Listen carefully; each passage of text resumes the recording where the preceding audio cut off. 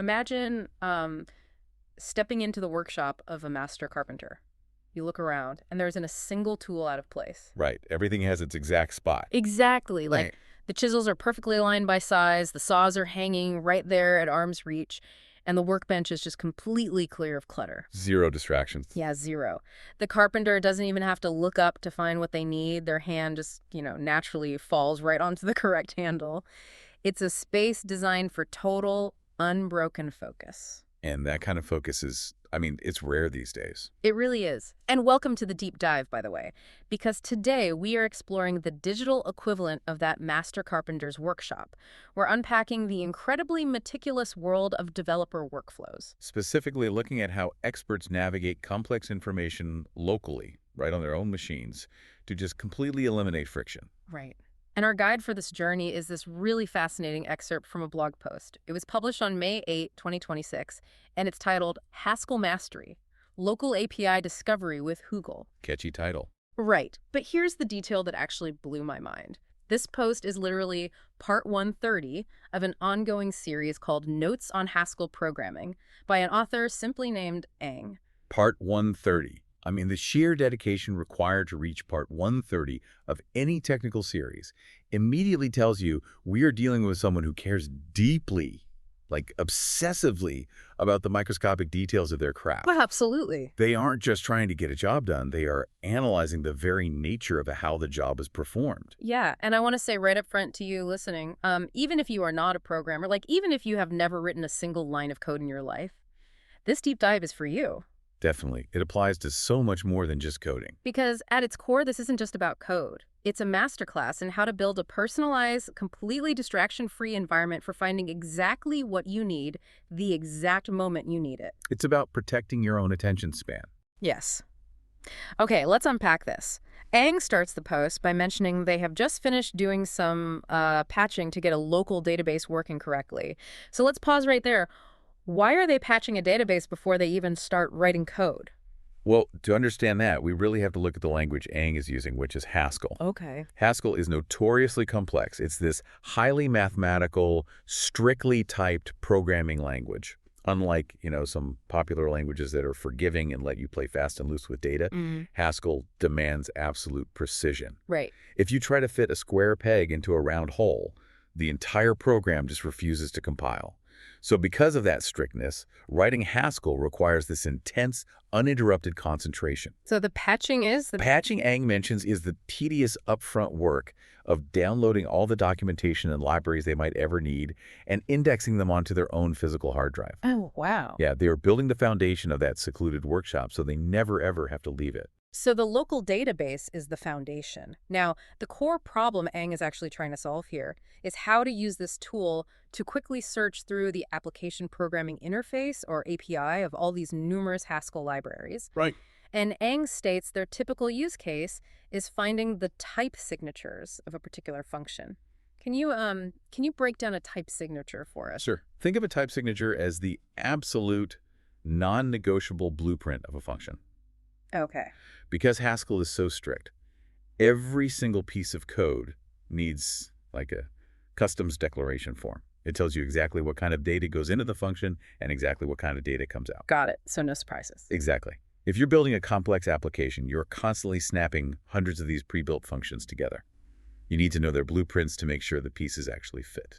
And Ang wants to find these blueprints without breaking their concentration. So they start with the most basic implementation right in the text-based terminal console. The command line.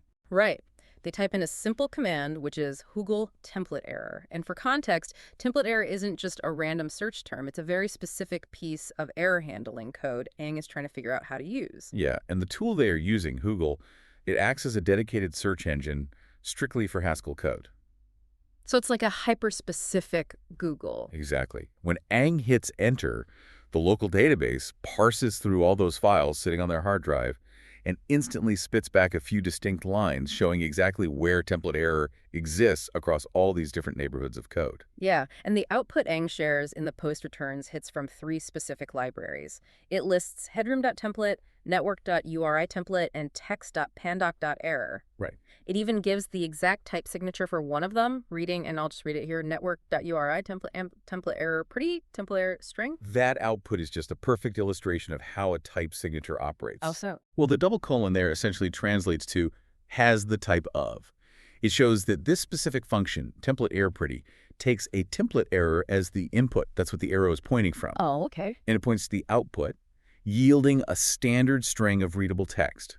It tells Ang literally everything they need to know to snap that puzzle piece into their program. It honestly reminds me of having a lightning-fast offline dictionary sitting open on your desk. You know, one of those massive, unabridged physical ones? Yes, perfect analogy. You need a definition, you glance down, you learn whether the word is a noun or a verb, and you go right back to writing. There are no pop-up ads, no suggested articles, no sidebar distractions. Not to pull you away.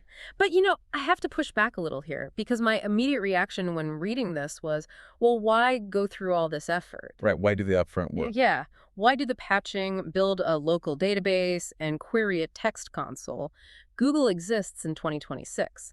Ang could easily open a web browser, type Haskell template error, and get the same answer in seconds. What's fascinating here is the psychology of the developer's flow state and the immense cognitive cost of context switching. Context switching, yeah. When you are writing complex software, particularly in a demanding language like Haskell, you are holding this massive, fragile architecture of logic in your short-term memory. Oh, I can imagine. It is like building a castle out of glass in your mind. The moment you open a web browser to search the public internet for a simple type signature, you are stepping into a minefield. Because the internet is fundamentally designed to steal your attention. Precisely. You open the browser, and maybe you see an email notification out of the corner of your eye, or a news headline on your default tab. Yep, happens to me every day. Right. And even if you avoid those, you search for the error, click a forum link, and suddenly you are reading a 10-page debate between 2 developers arguing over the philosophy of error handling. And you completely forgot what you were doing. By the time you navigate back to your own code, that delicate glass castle of logic in your head has completely shattered. You have to spend the next 20 minutes just rebuilding the mental context of what you were doing before you open the browser. So the speed of this local tool isn't actually about how fast the search results appear on the screen. It's about how fast Ang can get back to typing their own code without losing their train of thought. Exactly. By bringing the answers directly into their offline terminal, Ang eliminates the cognitive cost of leaving the workspace entirely. The internet is kept safely outside the walls of the workshop. Wow. That reframes the whole concept of efficiency for me. It's not just saving seconds on a search. It's literally protecting hours of deep focus. Yes. So the console is the baseline. It works, and it is distraction-free. But Ang doesn't stop there. Because while the text console is great, developers view literally any friction as a bug to be squashed. Always. Which leads us to the next evolution here, integrating this Hoogle search directly into the active programming session itself. Right.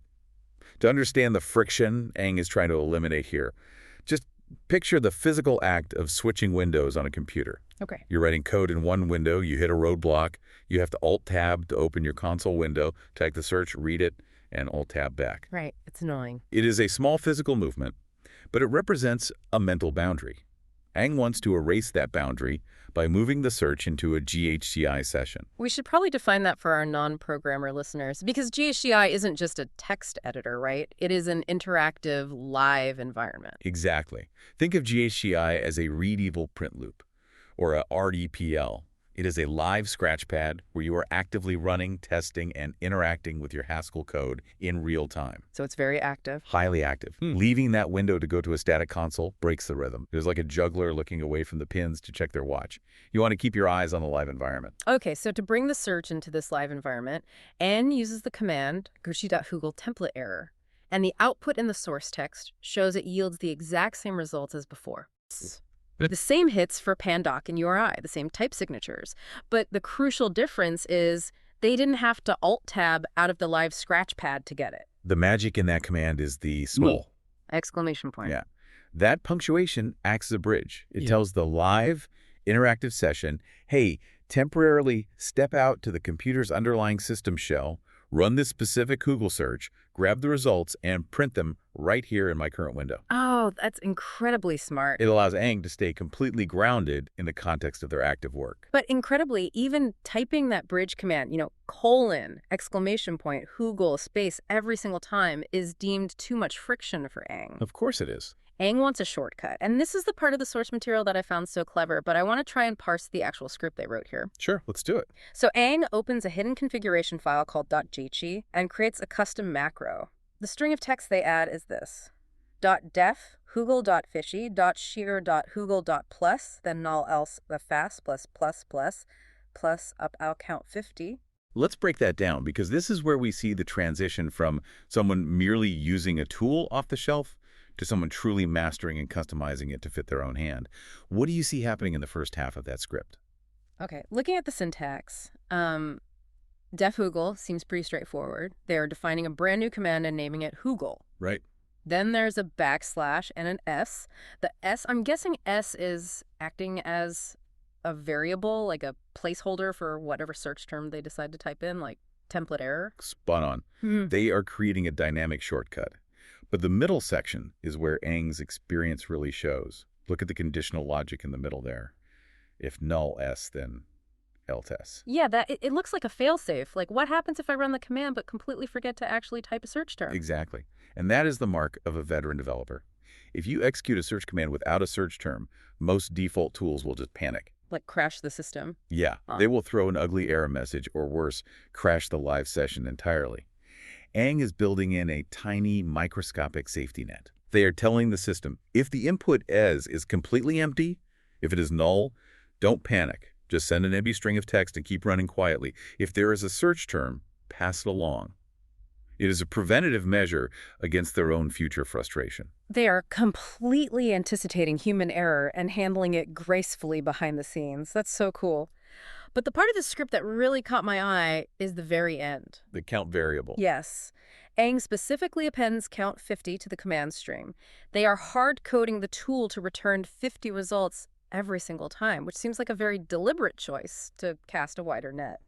It reveals a lot about the philosophy of tool ownership. When you use a search engine, the developers of that engine have decided how many results you should see on the first page, usually 5 or 10. Right? Yeah, you only see a few.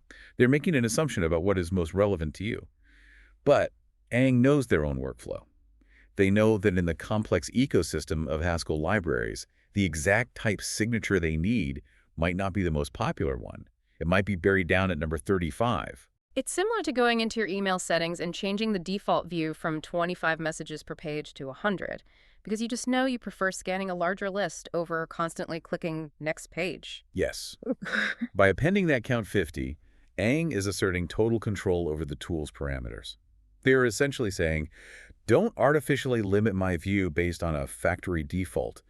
Give me a broad enough scan of the data that I can identify the pattern myself. They took the factory-issued chisel and carved a custom grip for it. Exactly. It is entirely personalized. They have an offline search built directly into their active live coding workspace, customized to catch exactly 50 results with error handling baked right into the logic. It feels like the ultimate workflow. You'd think so, but... But Aang has one final evolution up their sleeve, because if the GHCi macro is all about speed and staying locked in the live zone, the final setup is about depth in context. Right, because the limitation of a terminal window, no matter how fast or seamlessly integrated it is that it is purely text-based. It's just raw code. Exactly. It gives you the raw data, the blueprint, but sometimes the blueprint isn't enough. Sometimes you need the actual instruction manual to understand the nuances of how a function behaves under pressure.